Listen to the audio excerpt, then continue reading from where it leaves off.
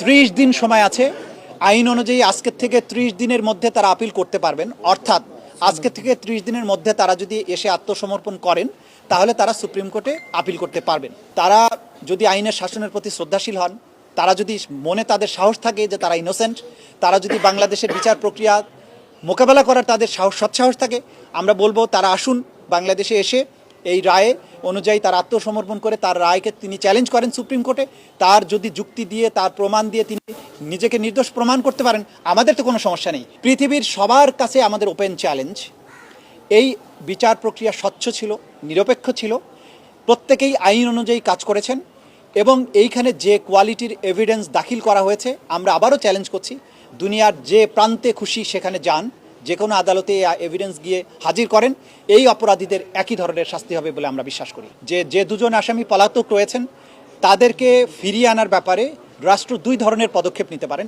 একটি হচ্ছে ভারতের সাথে সম্পাদিত 2013 সালের যে অপরাধীর বহিঃসমর্পণ চুক্তি, অর্থাৎ এক্সট্রাডিশন ট্রিটি 2013, সেই চুক্তি অনুযায়ী আমাদের এখানে যেহেতু মানবতা বিরোধী অপরাধের দায়ে তারা সাজাপ্রাপ্ত হয়েছেন, তাদেরকে বাংলাদেশ ভারত সরকারের কাছে ফেরত চাইবে এবং ভারত সরকার যদি আইনের শাসন, ন্যায় বিচারের প্রতি শ্রদ্ধাশীল হয়, তারা সেই আসামিদেরকে ফেরত প্রদান করবেন এবং তাদেরকে বাংলাদেশে ফেরত আনার মাধ্যমে তাদের উপরে যে সাজা দেওয়া হয়েছে সেটা কার্যকর করা যাবে।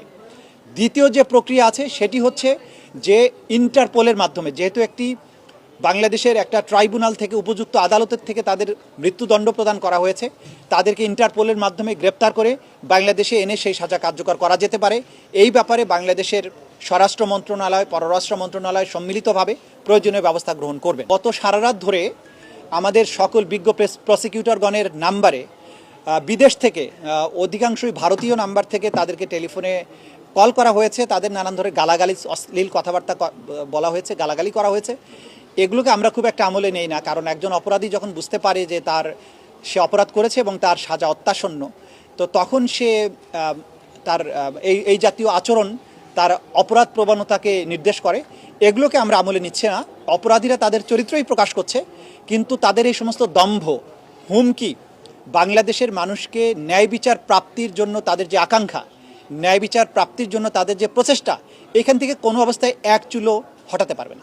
আমরা আশা করব সরকার এবং রাষ্ট্র আদালতের এই রায়কে যথাযথ আইনি প্রক্রিয়া এবং অন্যান্য যত প্রক্রিয়া আছে কূটনৈতিকভাবে, সেই প্রক্রিয়া অবলম্বন করে যারা আসামি পলাতক আছেন, দেশের বাইরে আছেন, তাদেরকে বাংলাদেশের মাটিতে নিয়ে এসে আইনের মাধ্যমে তাদের এই শাস্তি কার্যকর